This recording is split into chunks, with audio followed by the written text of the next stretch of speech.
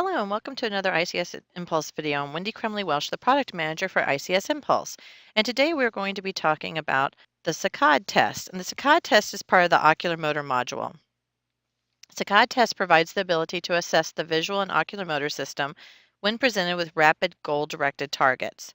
The purpose of the test is to identify if abnormal eye movements are present when the patient follows the horizontal saccade stimuli. The patient is in the sitting position at least 1 meter from the stimuli, and the eye movement is compared to the stimulus. The saccade test assesses the patient's eye movement when the eyes are following a saccadic stimuli. The stimuli are presented from the goggles on a wall. Each eye position is held for 1 second. The 3-laser saccade test presents 3 stimulus randomized in amplitude and direction from 7.5 to 15 degrees horizontally leftward and rightward. Saccade testing is always performed with vision. Regarding pupil detection and calibration, both of these will be covered in separate videos. Regarding goggle placement, the goggles have to be affixed to the head so that they do not move, but they don't have to be secured as tightly as for head impulse because for this test, the patient's head is not moving or should not be moving. Regarding eye video recording, you can use either grayscale or pupil location. Either way, at the end when you're doing your playback, the video will be grayscale. Eye position feedback and synchronized room video can both be used to monitor the patient's head and make sure the patient's head's not moving, or at least when you're playing back the data, then you are assured that the patient's head was not moving during the test. And lastly, you have the options of external monitor and presentation remote, just like you do for the other tests. So when you're in test setup, there's only one radial button, 3-laser saccade. You place your ROI and you say OK. If you've calibrated previously for another test, you don't have to recalibrate. Or if you're starting this test, then you would calibrate. Calibration is important, though, to make sure that your saccade data is accurate. So when you're doing the test, you want to make sure you instruct the patient appropriately. And it's really important that they keep their head still and they do not anticipate or try to guess where the laser dot is going to jump next.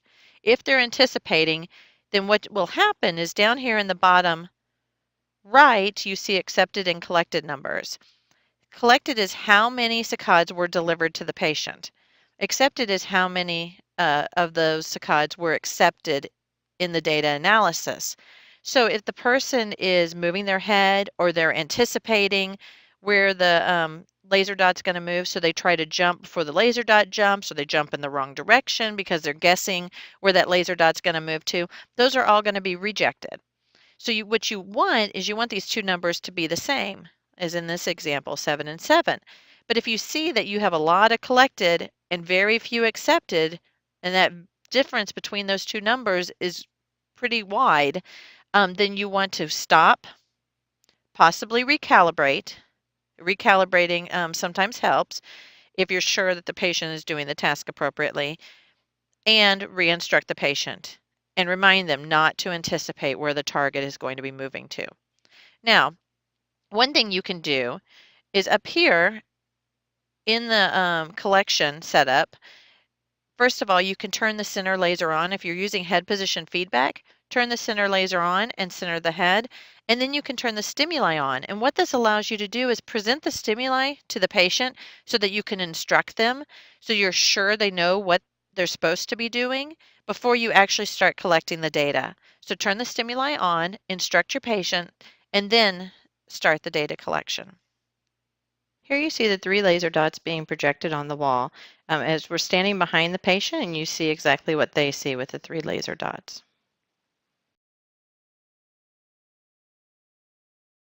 Okay, so now let's talk about saccade data analysis. What you see up here in the black, this is the stimulus trace. The red is the horizontal right eye trace. And then you have peak velocity, accuracy, and latency. And the hashed marks is the abnormal range. So if your data is outside of the hashed marks, like you see here in this data, this means this data is within normal limits. Let's go to the software and show this data. So here you go again, stimulus and eye up here, peak velocity, accuracy, and latency. Now if you want to look at an individual point, you can click on it And notice down here, then you have the amplitude for the individual point, velocity, accuracy, and latency for the individual point, and then you have the average leftward and rightward eye movements for velocity, accuracy, and latency down here. So to move through these data points, or saccade eye movements, you can use your arrow keys left and right. So you can move through the data. Okay. And you can select anywhere. If you want to select on the accuracy, you could do so. And same thing with the latency. Now, since we're in the software right now, let's go ahead and show you how playback works.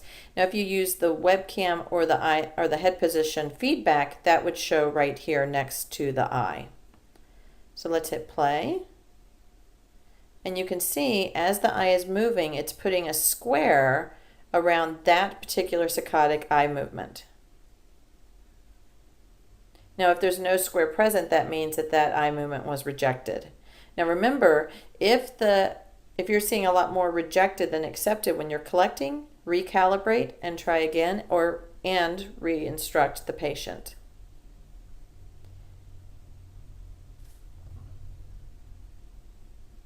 Okay, we're going to stop and we'll go back. So let's talk about this one more time. The amplitude in degrees is the size of the jump between the initial position and the first stop of the eye movement. The peak velocity is the speed of the eye movement. How fast were they going from point A to point B? The accuracy is in percentage. That's the size of the excursion compared to the target excursion. So when the dot moves from point A to point B, how accurate is the patient in moving their eye from point A to point B? Do they overshoot or do they undershoot or do they hit the target? And then latency is reaction time, or time between target movement and first eye movement. So the laser dot moves, how long does it take for that person to realize the dot has moved and then move their eyes? We've already showed you playback, so you can play back any of this data. If you have the head position feedback or the room video on, then those will play back as well down here. We've talked about Saccade info. Just a couple of other things to mention. You have the calibration number, your frame rate, date and time, elapsed time, and then again, it tells you your number of accepted versus collected saccades. In the test tab, for all the tests that you've performed, you can go through and look at all of them. So if you did the saccade test multiple times or on multiple days for that patient, all of that is available to you. And then reanalysis. So you can turn on the raw data or the average data, and you can do this here, or you can also do it if you on the report. If you want to display it one way to look at it, but then you want to report just the average data, you can choose that in the report section as well. But you can choose what displays up on the screen. If you think that you have an outlier, you can delete that saccade and you can restore saccades that you've deleted. This reanalyze button is for future use, so if something changes in the algorithm and we want to modify something, then you'd be able to reanalyze your data. But currently, in 4.0 software, there's no need to use the reanalyze button. If a saccade test is done, again, this is an ocular motor test, it'll be checked. The ocular motor section would be checked. And now let's talk about interpretation. So response with normal limits, that means the peak velocity, the accuracy, and the latency are within normal limits. Slow saccades is a central disorder. This is a slow velocity of saccades, meaning the speed of the eye movement is slow, meaning when the eye starts to move till it reaches its target, it just takes longer than normal. You want to make sure you first rule out street drugs, caffeine, codeine, marijuana. You want to also rule out drowsiness and inattention. And then what could be causing this problem? Oliviopontocerebellar atrophy, Huntington's disease, progressive supraneural palsy, and Parkinson's disease can have an effect and cause slowing saccades. The next is delayed saccades. This is also a central disorder. This is abnormally long latencies between the target jump and the onset of the saccades, the reaction time. So this means that the target moves and it takes the brain a long time to say, hey, you need to move your eyes now. And that's the reaction time. and so that would be abnormally long. You need to again rule out street drugs, caffeine, codeine, marijuana, drowsiness and inattention, and also drug intoxication.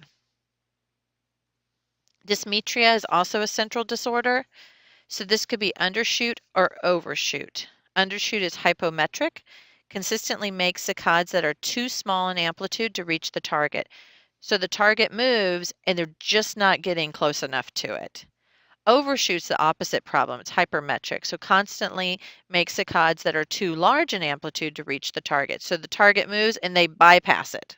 They end up looking further than what the target is. And again, those are two central disorders. Some other rare abnormalities that are central disorders is lateral pulsion. This is very rare. Consistently makes saccades that are too large in amplitude in one direction and too small in amplitude in the other direction.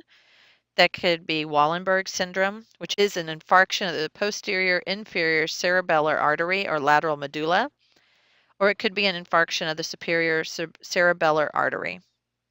And then the other thing that can happen is ocular flutter or saccadic flutter, which is very rare. And this is bursts of horizontal saccades that may occur during attempted to fixate or following refixations. So they're trying to look at the target, but their eyes have these bursts of flutter. This is brainstem encephalitis, paraneoplastic syndromes, meningitis, and intracranial tumors. So I want to also give credit to Dr. Cameron Bereen, where I pulled most of this interpretation information from the course that he presents for odometrics. So if you want to learn more about saccade ocular motor tests, Dr. Bereen's V&G course is very helpful.